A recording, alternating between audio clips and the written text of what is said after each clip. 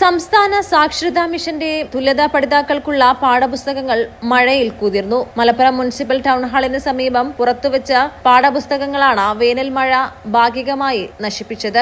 Higher secondary തുല്യതാ പഠിതാക്കൾക്കുള്ള Gandhian studies, accountancy, Hindi, business studies തുടങ്ങിയവയുടെ പുസ്തകങ്ങളുടെ കെട്ടുകളാണ് മഴയിൽ കുതിർന്നത്. സുരക്ഷിത സ്ഥാനത്ത് സൂക്ഷിക്കാത്തത് മൂലമാണ് പാഠപുസ്തകങ്ങൾ നശിച്ചത്. വിവിധ ജില്ലകളിലെ പഠിതാക്കൾക്ക് വിതരണത്തിനുള്ളതാണിത്.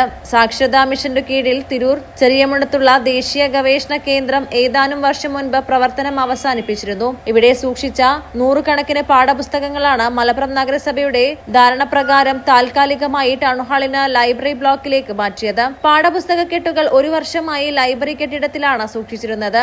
ലൈബ്രറിയിൽ അറ്റകുറ്റപ്പണി വന്നപ്പോൾ നഗരസഭാ ചെയർമാൻ അപേക്ഷാപ്രകാരം പുസ്തകങ്ങൾ ഒരാഴ്ച മുൻപ് പുറത്തേക്ക് മാറ്റി. പ്ലാസ്റ്റിക് ഷീറ്റിൽ പൊതിഞ്ഞിരുന്നുവെങ്കിലും കാറ്റിൽ ഷീറ്റുകൾ പാറിപ്പോയി. കെട്ടിടത്തിന് പുറമെ മേൽക്കൂരയിൽ നിന്നും വെള്ളം ഒഴുകുന്നിടത്ത് വെച്ചതിനാൽ പുസ്തകക്കെട്ടുകൾ പലതും വെള്ളിയാഴ്ച വൈകിട്ട് പെയ്ത മഴയിൽ വെള്ളത്തിൽ കുതിർന്ന് ഉപയോഗശൂന്യമായി. പാഠപുസ്തകങ്ങൾ തിരുവനന്തപുരത്ത് സംസ്ഥാന സാക്ഷരതാ മിഷനിലേക്ക് മാറ്റാൻ അധികൃതർ അപേക്ഷ നൽകിയിരുന്നു അത്രേ. ഒരു വർഷത്തോളം പുസ്തകം സൂക്ഷിക്കാൻ മലപ്പുറം നഗരസഭ ഇടം നൽകിയിട്ടും പുസ്തകം സുരക്ഷിത സ്ഥാനത്തേക്ക് നീക്കാത്തതെന്നതാണ് സർക്കാരിന് ലക്ഷങ്ങൾ നഷ്ടം സംഭവിക്കുന്നതിലേക്ക് നയിച്ചതെന്നും ആക്ഷേപമുണ്ട്. മലബാർ ടൈംസ്, മലപ്പുറം.